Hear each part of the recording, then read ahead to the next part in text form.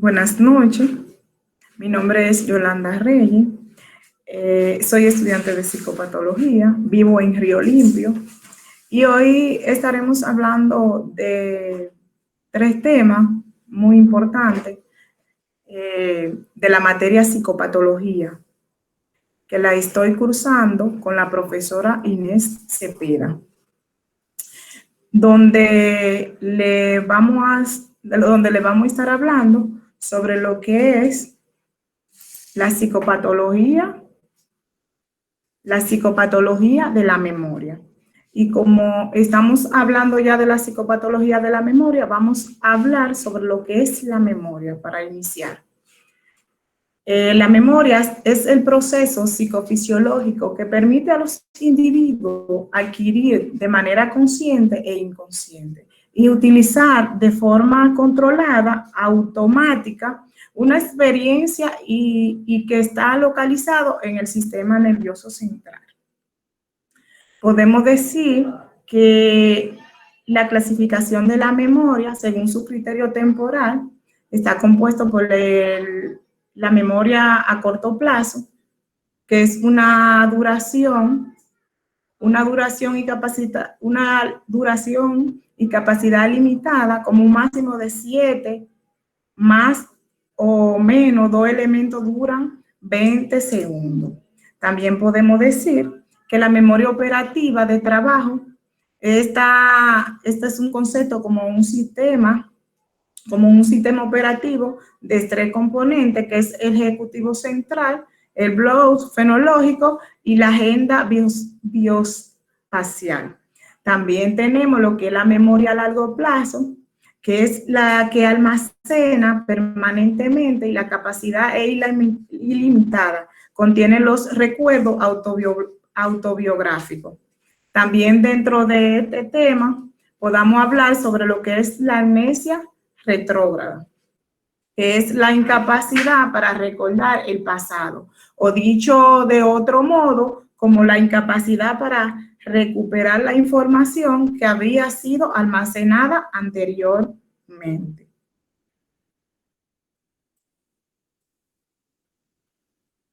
También vamos a pasar de lo que es el capítulo del pensamiento, que podamos hablar, que son los trastornos del pensamiento, que se estudia a través del discurso del sujeto, que es cómo toman forma.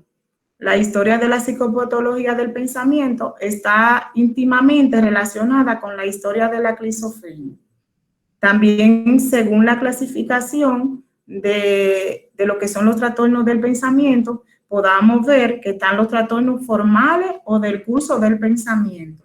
También está lo que es el trastorno del contenido del pensamiento.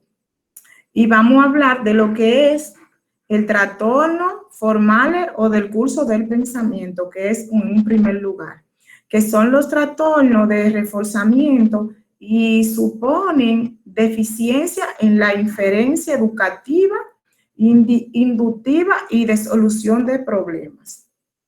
Frecuentemente se asocian los trastornos formales de pensamiento con los trastornos del discursor o en el habla de desorganizada. Por tanto, para el estudio debemos partir del lenguaje que expresa el sujeto en condiciones del diálogo o del monólogo, así como en la modalidad oral y escrita. También está lo que es trastorno positivo del pensamiento. Tenemos lo que es el trastorno negativo del pensamiento. De igual forma que el trastorno positivo del pensamiento es producción del habla inusual, extraña, presión del habla, tangencialidad, descarrialamiento. Ese es lo que es el trastorno positivo del pensamiento. En el segundo lugar tenemos lo que es el trastorno negativo del pensamiento, que es la dificultad de la producción del habla que es pobreza del habla, pobreza del contenido del habla, que hay una pobreza en el contenido según uno vaya hablando. También tenemos lo que es el trastorno del contenido del pensamiento de delirio, que son los trastornos de la creencia. Delirio como juicio falso que se caracterizan por sujeto, mantienen con gran convicción y no son influencia ni por las experiencias ni por las conclusiones infutables, que además su contenido es impulsable. Podemos también en esos tipos de trastornos está lo que es la comunicación desviada, que eso es el problema de comunicación a nivel de la relación en el que existe dificultad para transmitir un mensaje con significado, para compartir. También tenemos algunas características dentro de lo que es el trastorno del contenido del pensamiento, que están que otras personas se consideran esas creencias como increíbles debido al balance de las evidencias a favor y en contra.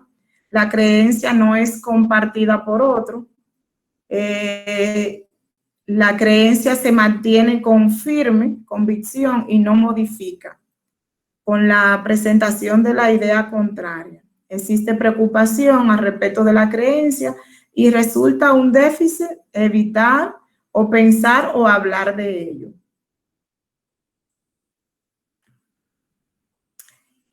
Ahora vamos a hablar sobre lo que es la psicopatología del lenguaje. Tenemos que los trastornos del lenguaje son los deterioros o desarrollo deficiente a la comprensión y a la utilización de un sistema de símbolo hablado, escrito u otro, incluyendo la morfología, la sintaxis, la matemática y la gramática. Por lo tanto, los niveles que actualmente se usan para la organización lingüística son fonológica, semántico o sináctico y pragmático, supervisado de la división clásica en el entorno o a la tarea globales como la lectura, el habla, la escritura y la comprensión auditiva. Según la clasificación, su etiología orgánica por una alteración en el sistema nervioso central, que es la afasia, anatria, alesia y agrafia. Tenemos lo que es la función en el sistema nervioso central, que es la alteración en el sistema nervioso. Retraso simple del habla, disfasia evolutiva, dislexia evolutiva, entre otros. De modo que también tenemos a las alteraciones secundarias, aparecen en otros trastornos como en el retraso mental o el autismo en la epilepsia. También tenemos lo que es el síndrome afático, que es como una regla general que hay en la afasia que afecta de afectación motora. Existe una dificultad principal de producción con la comprensión conservada y lo contrario ocurre en la fase de aceptación sensorial.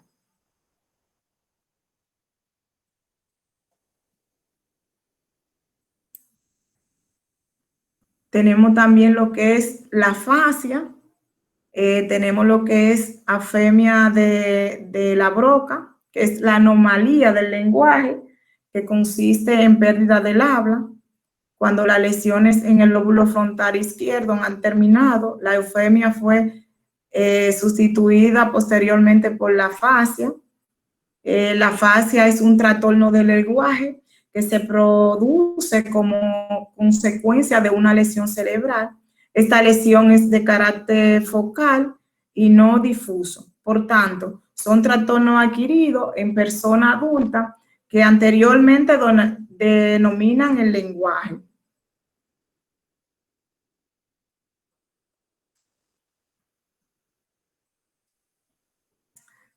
Veremos también lo que es disfasias infantiles, que son trastornos específicos del lenguaje que presenta un niño de inteligencia normal y que repercute tanto como la comprensión como la expresión del mismo.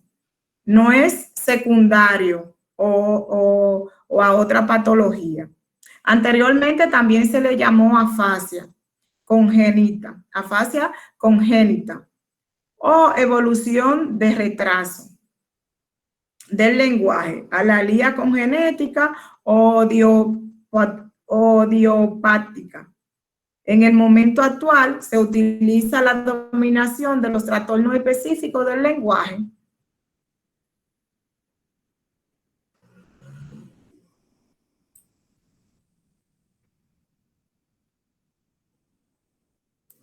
Y ya para concluir, vamos a seguir hablando de lo que son los trastornos del lenguaje, que está también lo que es la dilesia infantil y retraso simple del lenguaje. Dislasia infantil es la dificultad para articular fonemas, sílabas o palabras como consecuencia de alteraciones orgánicas. Es la diferencia de la disartría, en que en esta es la dificultad de la articulación y la expresión del habla, debido a los trastornos y del movimiento de los músculos que controlan la articulación, y es la consecuencia de lesión del sistema nervioso central periférico. También tenemos lo que es la madurez o tartamudeo. Es el trastorno prosódico que produce un patrón de habla retardado en la que predomina la falta de ritmo y fluidez, que se acompañan de particular forma de acentuación y anotación, de una duración excesiva, de tensión silábica y de una distrucción anómala, de la pausa producido como consecuencia a una producción del habla más lenta. También dentro de este trastorno podemos encontrar lo que es los conceptos taquifemia, que es la rapidez excesiva de las palabras. Algunos se categorizan por la lentitud, pero esta es por la rapidez y es la omisión de la sílaba y sonido y la articulación imprecisa de fonema.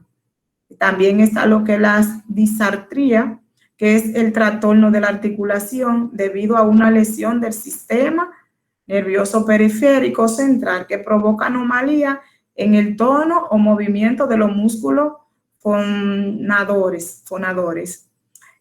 Hasta aquí fue este video, esta exposición, y muchas gracias.